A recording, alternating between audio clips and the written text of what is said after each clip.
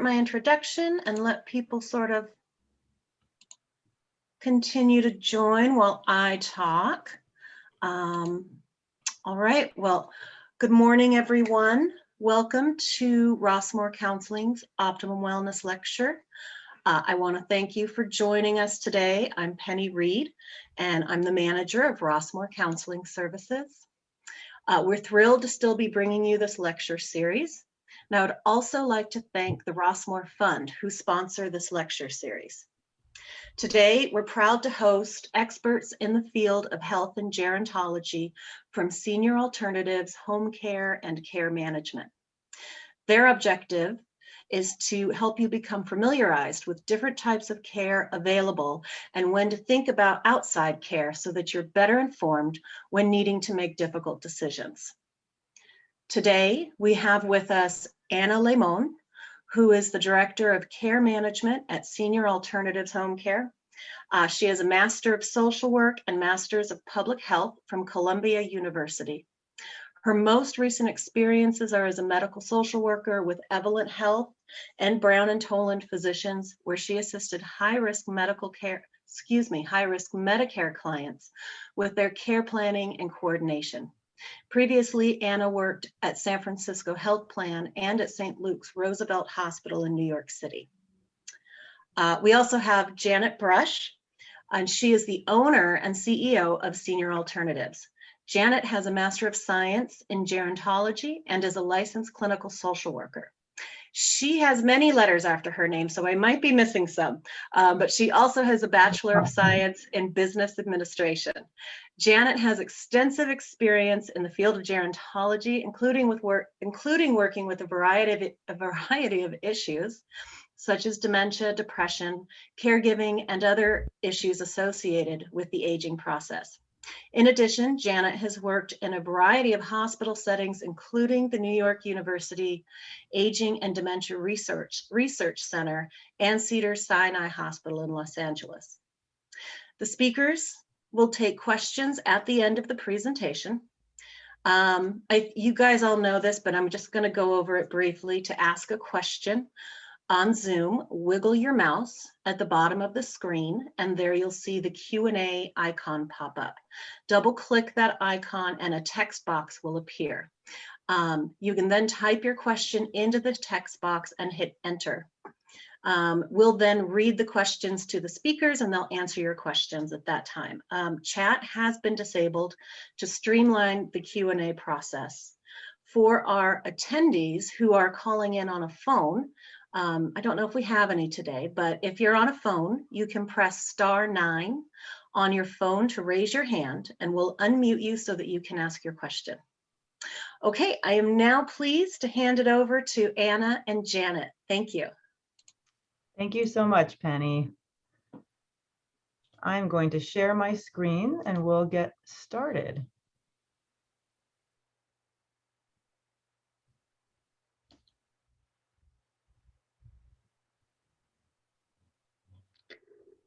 So welcome everybody. We're going to talk about home care and care management, but we're going to bring in a lot of other different information as well. And we appreciate everybody joining us. We know we were just talking about it, how hard of a year it's been for everybody. And thankfully, you're not alone. You have the people at Rossmore, and there's multiple other agencies that are out there if you need anything. And you're always welcome to call our company for free. We don't charge for initial phone calls, and we are happy to help you with anything as well. So the first thing to talk about is probably the most important thing is planning leads to empowerment. We all want to have our goals, our end of life goals, and I don't mean end of life in terms of you're sick and you're dying, but the last 10, 20 years of your life, we all want to have our goals met. We all want to reach our goals. And I think the first thing to do is decide on your goals, how you want to live, and what do you want in your advanced healthcare directives, and develop your roadmap. The best way to do that is to sit down with significant others, children. Certainly, if you have a durable power of attorney for health, and finance.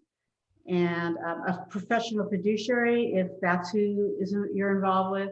Certainly a lawyer is a great person to help you develop a roadmap. And then also a lot of people come to us and develop plans. It's not an uncommon thing that we do with people. And, it's not just legal documents, it's everything. There are, everyone thinks I've signed I have a durable power of attorney for healthcare. I have a durable power of attorney for finance. I have my advanced healthcare directors. I have my post with my doctor, but there still could be things missing, things that can affect the decisions people might make on your behalf as you age. So what I recommend people do is create a letter after you've sat down, got all your thoughts together, you kind of have what your desired roadmap is. Take that list and create a letter and make sure it includes everything, including if I'm sick, I don't want to go to a facility, or I'm open to going to a facility. I'm a social person. I know I could do well in a facility, but real details, maybe where you'd like to go. That's not uncommon. Some people put, I want a geriatric care manager and I want to use senior alternatives. We have people that meet with us and ask if they can do that. And we're like, absolutely. And it's written right into their legal documents. Maybe you want a certain care manager. And then what's really important is reevaluate it from time to time. Certainly things change and it will change, what your goals are. Preparation helps prevent all the typical pitfalls that are caused by unplanned events.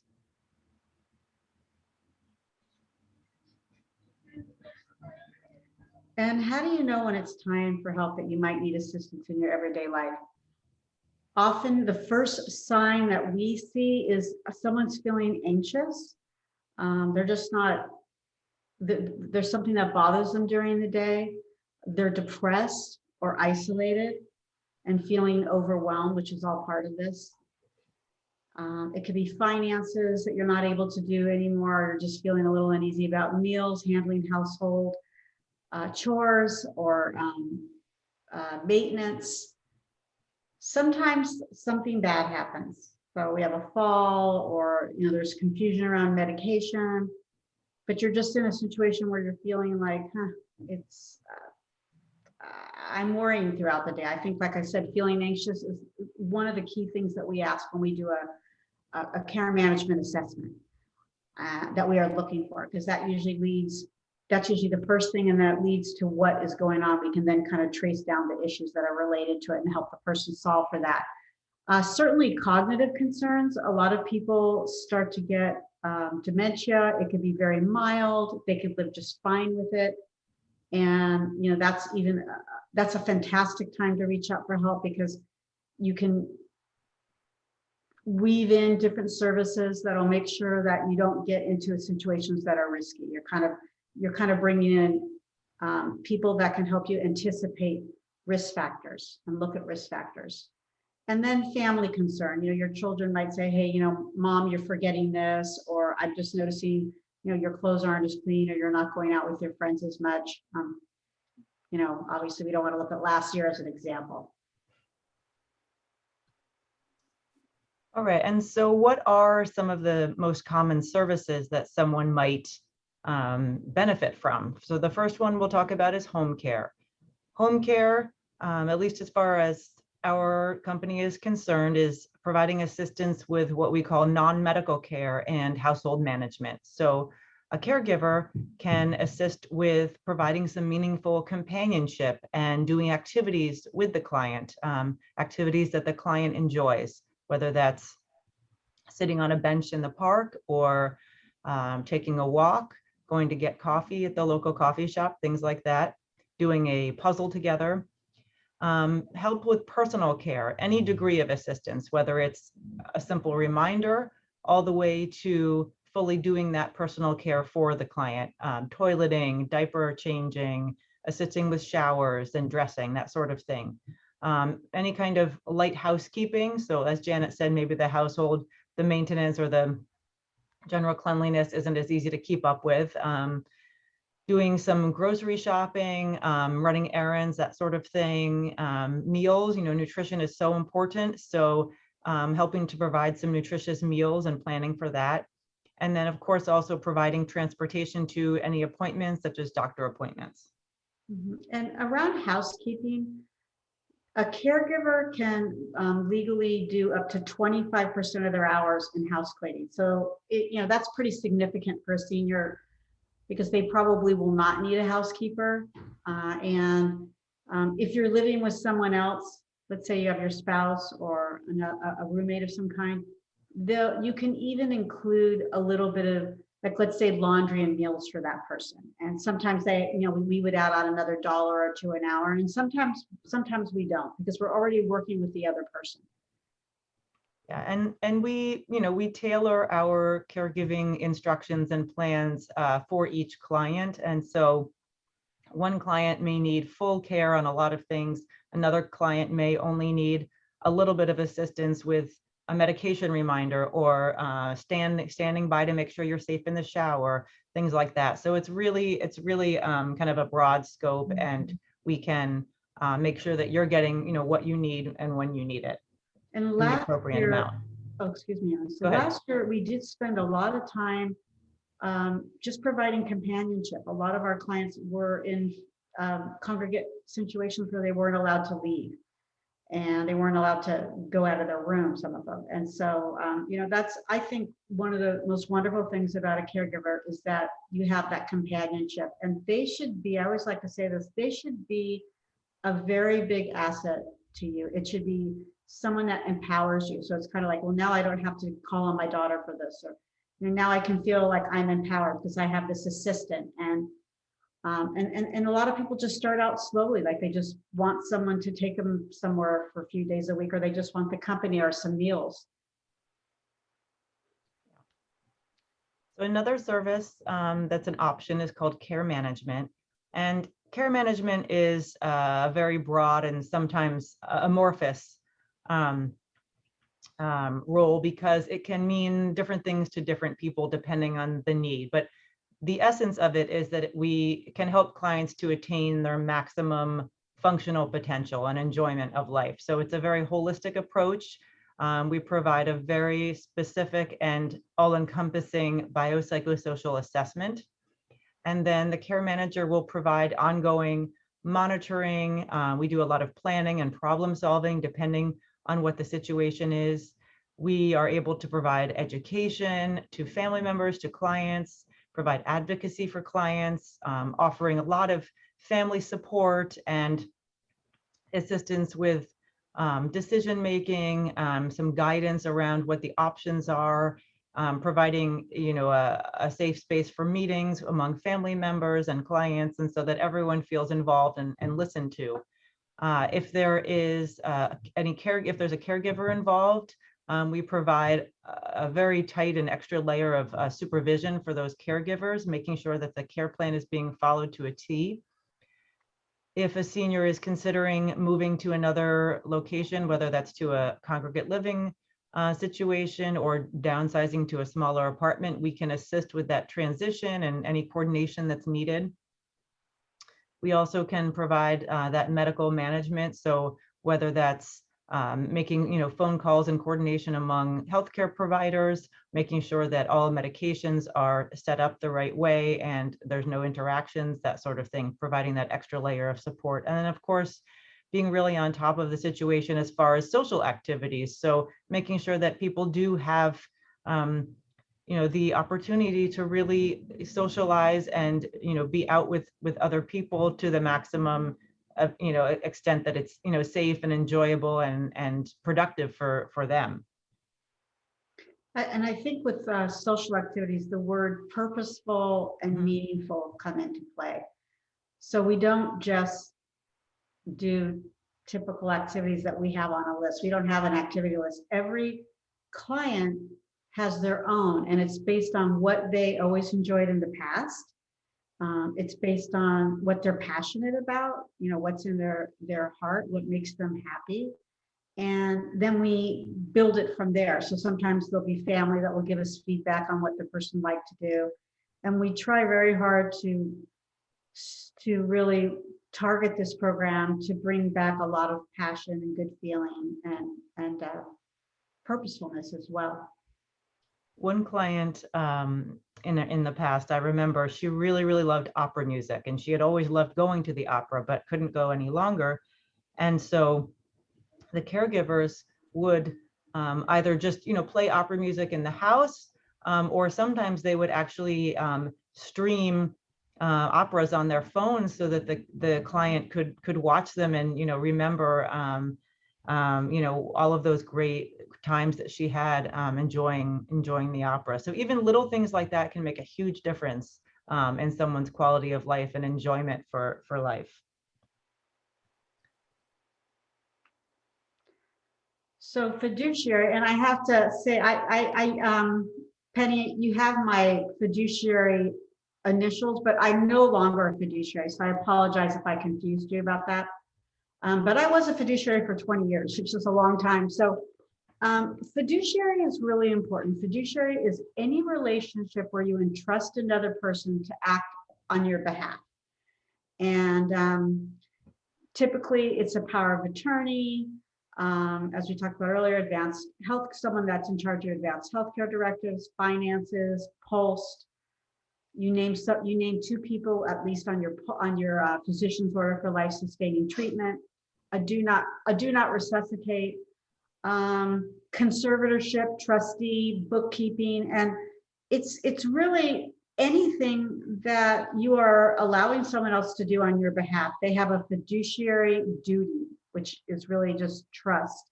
They have to do what's best and act in a way that you have previously designated. So a lot of people think, oh, fiduciary relationship is just a conservatorship appointed by the court or a trustee, so more of a legal relationship. But what's really important to remember is it doesn't have to be a formal fiduciary relationship for it to be a fiduciary relationship.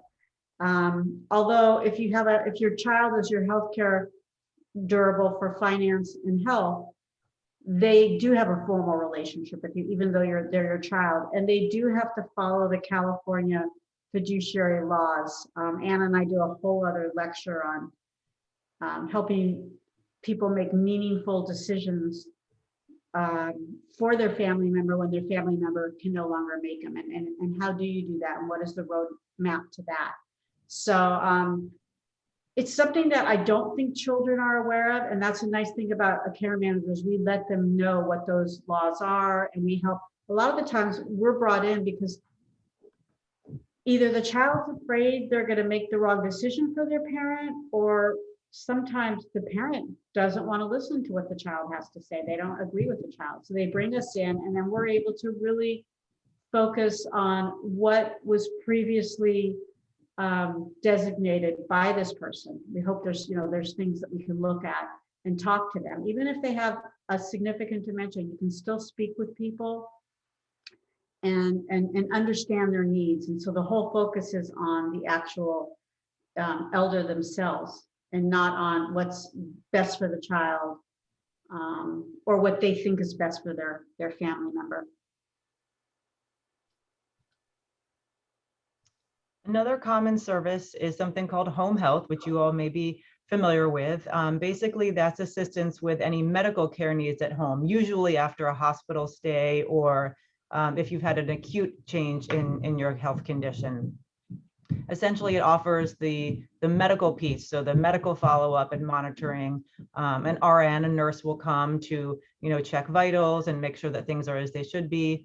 Usually once a week, you may have a home health aide who comes for bathing, that sort of thing. Other home health duties can be a physical therapist, an occupational therapist, a speech therapist, different specialties who will come in to make sure that you are getting some assistance in those areas where you may need it for a time-limited amount of sessions. A lot of folks will have some confusion, rightfully so, around the differences between home health or home care. Are they interchangeable? They are different, which is why we want to specify that. So home health, what we're talking about in this slide, it is covered by insurance. and it's also time limited. So usually the prescribing doctor will order a certain number of sessions, at which point the specialist will write up a report and say the patient is progressing or they are not progressing, they're stable, so we can release them. So it depends on how things are. And again, the doctor has to make a referral for that.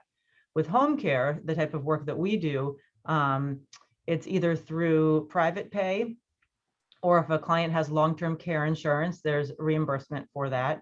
It can be ongoing for as long as you need it or want it. And it can be as short as a few hours up to 24 hours a day, 7 days a week. So there's a real variability in that.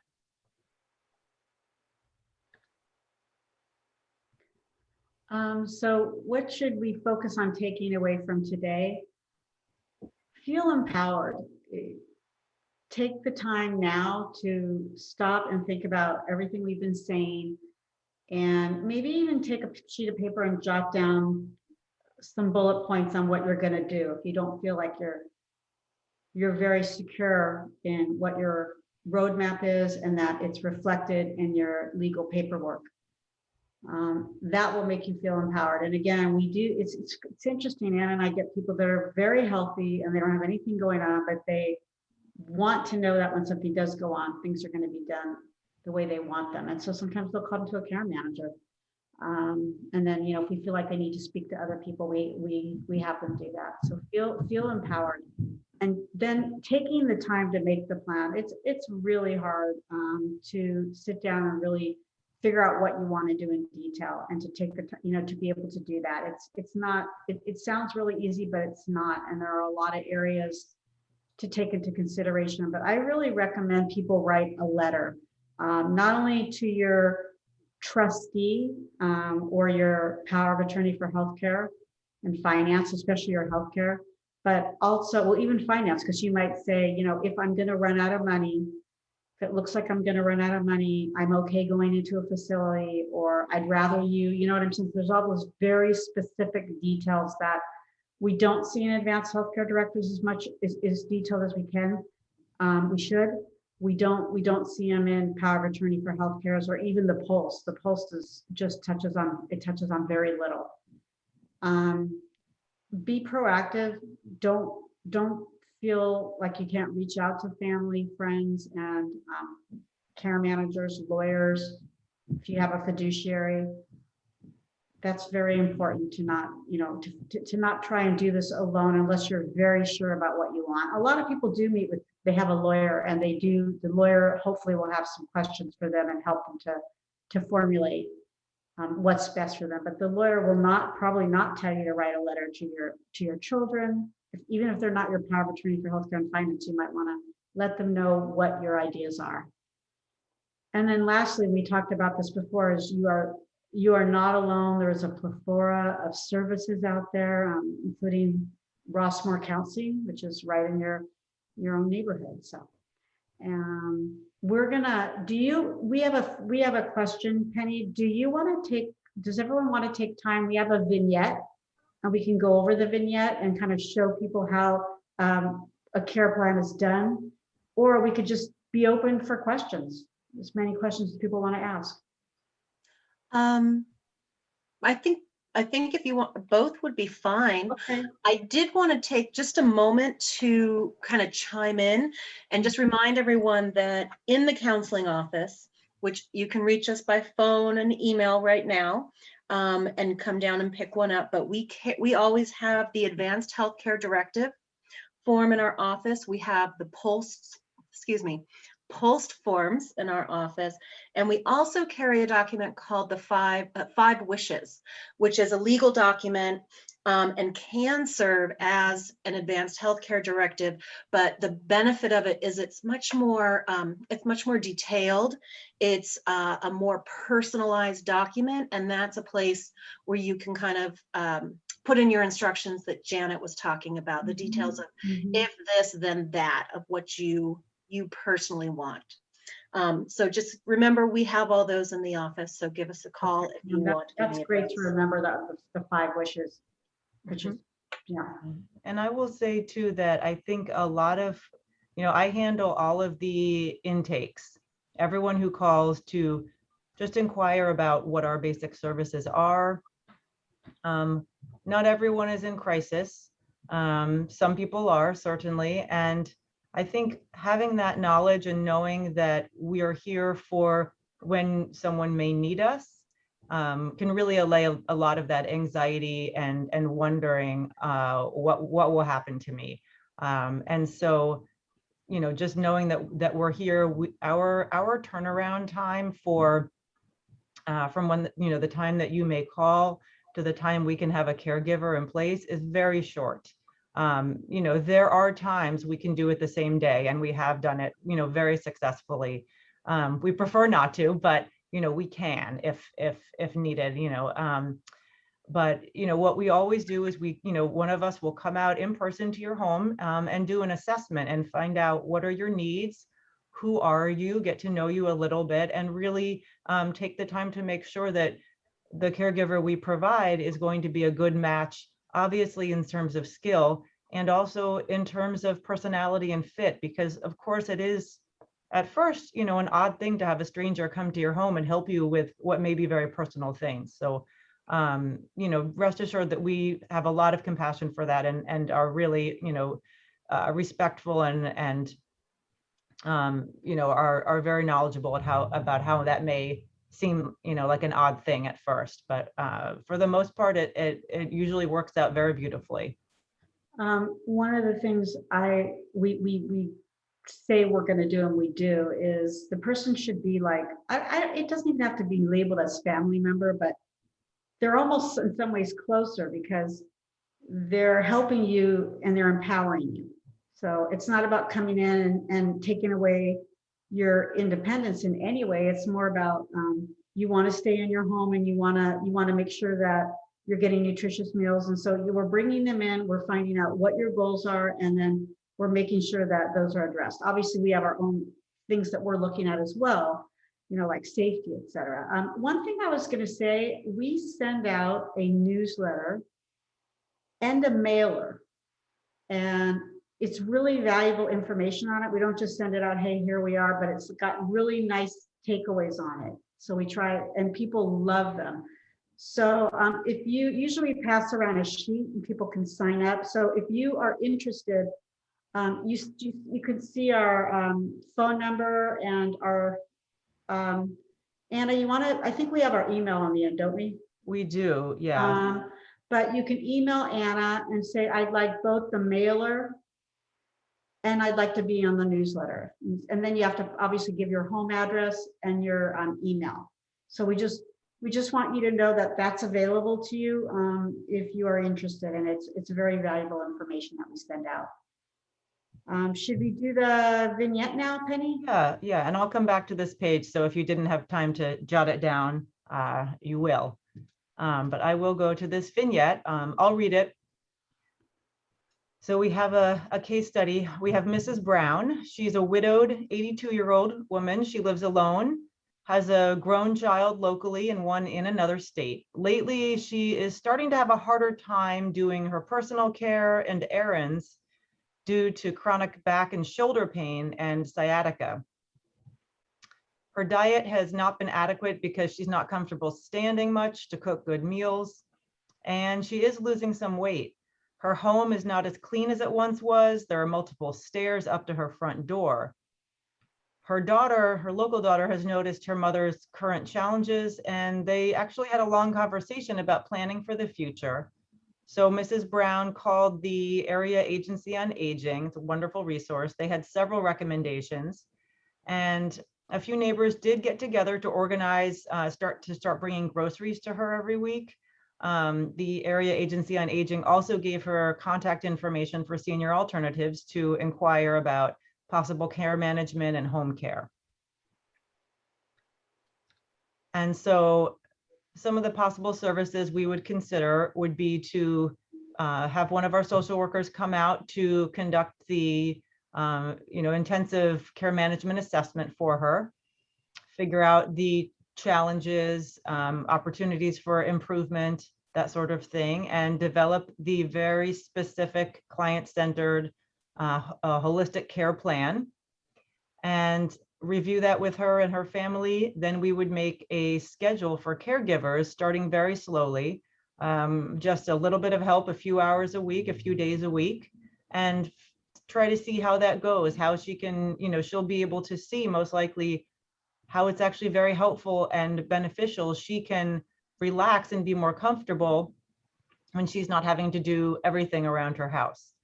We would certainly also consult, with her permission, her healthcare providers, possibly her pain management doctor if she has one, perhaps get some home health in there because she has had this change in condition, maybe some physical therapy, occupational therapy. And we would work closely with the caregivers, to address some of her needs. What we would see probably is her nutrition needs, getting some, good solid meals and snacks that are healthy and nutritious, help her to put the weight back on if she's needing to, assist her with the housekeeping, certainly, and give her some companionship and stimulation. Most likely her local daughter is still working, and so she may not have time to commit to visiting mom all the time, but the caregiver would be able to provide that additional companionship and stimulation, and even take her to see friends, or take her to a chair yoga class, or something that might, really benefit her and she would enjoy. And then certainly we would also talk about future planning. She already talked about it with her daughter, but to really get into some specifics and recommendations for what she might want to consider along with her daughter. And along with addressing future planning, the minute we get an intake, before we get off the phone, we're always asking people, do you have a durable power of attorney for healthcare and finance? We are so careful about that with every caller, because it is just, there's nothing more important than making sure you are prepared and that your wishes are being followed, if you can't completely control them. Another thing I was going to say is in regards to physical therapy, we often do assessments and immediately tell people to call their primary medical doctor and order a physical therapy evaluation at home. And then occupational therapy comes with it. And the way to do that is, if you're feeling that you're not getting around the house as much, is to let the doctor know that you have to use the word, I've had a sudden change in how I'm walking. I've had a sudden change. I'm finding I'm not getting up out of a chair as easily. But when you do the word sudden change, then the insurance gets it and they'll send somebody out. And what's nice about OT is they'll look at the disposition of your house and how you're functioning in the house, and give you some ideas on how to function more effectively. And safety is almost one of the biggest reasons why we talk to doctors after we see a client and make sure that they get this home health referral. It's part of your health insurance. It's very preventative. And I've never had a primary care doctor say no to it. So that's, there's obviously many other things we can do for this woman. Sometimes we are following up with people on a regular basis. A lot of our clients, it's very, sad, but they don't have anybody, and or at least anyone they feel they can rely on. And we just got a call and started working with the family where the son that she relied on unfortunately has cancer, but the other son has never been able to help in any way. So now she has us, and we have a lot of clients like that where we're it. And so a care manager can be such a wonderful resource. And we didn't talk about costs. Care management, our fee is $155 an hour. Now that is we're master's level social workers. That's for an assessment and planning. It's very different than caregiving. It's, obviously what we've been discussing here, the planning part of it, and really assessing what a person's needs are. Home care, which a lot of our clients just have home care, they don't need care management. And we're very okay with that, because if they do need care management, if they need a little, we just do it for free. But if they find they need it, we're there for them. Is $32.50 an hour, which is really quite average, if not on the low side, for Contra Costa County. But we've been trying to keep our rates down as much as we can. There are many different kinds of shifts. And as I said, you're a care manager or a home care agency. If you go directly to a home care agency, you want to know that you want to make sure you're feeling comfortable, that they're giving you good information and that they're really focusing on your needs, not on putting in hours and hours of home care, unless that's needed. So thank you very much for inviting us. We've been in the area 25 years. It's our 25-year anniversary this year. And we've spent, years and years working at Rossmore. So we appreciate all of you. Thank you so much. We're happy to answer questions. Thank you.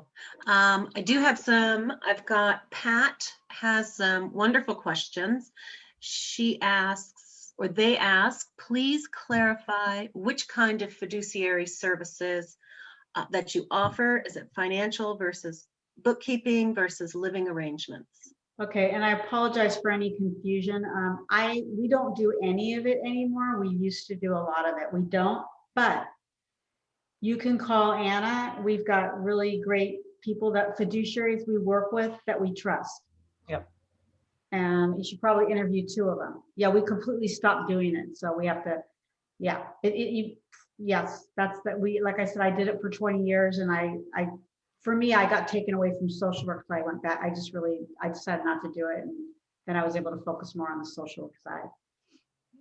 And the counseling office also has referrals for fiduciaries too. Yeah. And it is an important service. Okay, second question, how is this provider, Senior Alternatives, similar or different from other services in the area? Like i.e. Hillendale, Diablo Valley Foundation. Yeah, well, we're very unique, and I'll direct that because I think Diablo Family Foundation does some care management also. But right now, after Elder Care Services was bought by Home Care Assistance, and Live Home's been also bought by another company, a big company, we're one of the only small companies left, and people have tried to gobble us up to big companies, but we haven't done it. I started this company myself as a social worker, and I still own it. What's very different about us is we are a social service agency that has a caregiving agency component, and we're a licensed home care agency. Agencies have to be licensed now by California.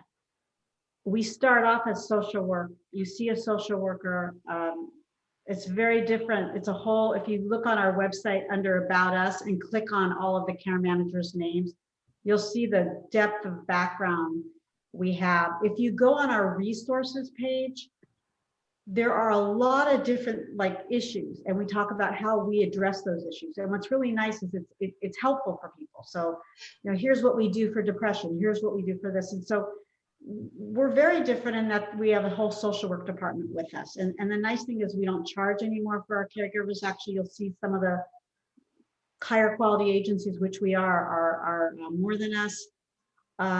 We really focus on the relationship between the caregiver and the social worker, the care manager, because we can do that because we have both. And we know these caregivers really well. And when they're new, because we're always bringing in new ones, what's the best part about it is if you're home care only, your social worker is still there for you. It could be Anna even. And she's following up. We don't just say, okay, here's your caregiver, goodbye. We have a protocol in place where my development of it, we talk to that family, to that client, to that caregiver for as many days as we need to until everybody's like, and I will even say to the family, is all 100%, yes, all's 100% good. So there's a lot of communication initially when a caregiver gets in there that you need to bridge. You need to make sure that everyone's following the care plan, that the client's happy, there's a great relationship, the family's communicating correctly. We not only have a lot of focus on that, but we have this whole protocol. And then at the end of that, if you're home care only, if you're care management, you stay with your care manager. You go to our director of home cares. We have 2 of them. They're wonderful ladies, been doing this forever. And if they feel that there's anything going on, the caregivers always call. They're great at communication. It's one of the biggest things we stress with them is to let us know anything going on. Then you'll get your care manager to come back out again. And, like I said, if it's home care only, we don't care. We send them back out. We don't charge for the care management unless it's something that's going to be ongoing. So that's what's very different about us. And thank you for asking that question. Okay, and Pat also has another question, which I think you covered, but it's good to always repeat. They asked about the cost range and also the minimum number of hours or weeks that you could schedule. So we have there's a 3-hour minimum. We have no minimum hours per week or days per week. We don't have any of that. The range of caregiving out there is probably like, I guess you could possibly find it somewhere for $29.30 up to 38 an hour in Contra Costa County, where some people are charging that amount of money. We do, just so you know, we do charge more per hour for a 3-hour shift than for a 4-hour or more shift, because the truth of the matter is that it is quite a challenge to find caregivers who are interested in working that shorter shift, that 3-hour shift. It's easier to find them for a 4-hour shift.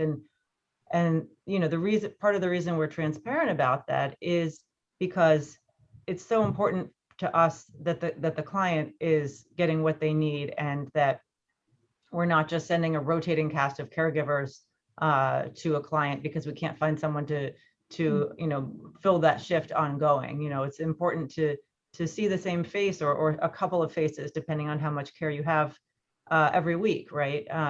And so we want to make sure that we are satisfying you as the client, as well as, you know, certainly you know, filling the job. So it works both ways. And the caregivers, I meant to say, because the care social workers are out there initially in every case, we get to see the new ones and how they're responding to the client, how they're, what is their quality of work. Because we do have rigorous hiring process, of course, we do our best. And just so you all know, because of this licensing process, this is a really wonderful thing for all of you. Every caregiver that works for a home care agency has to be registered with the state of California now. And that comes with a lot of requirements like fingerprinting and background checks, and there's all kinds of things it comes with. So it offers a layer of protection. Okay. Thank you so much. I don't think we have any other questions. So I want to thank both of you for your time, and I want to thank everyone who attended today. Have a wonderful afternoon. Thank you all so much. Thank you. Bye. Thank you, Penny.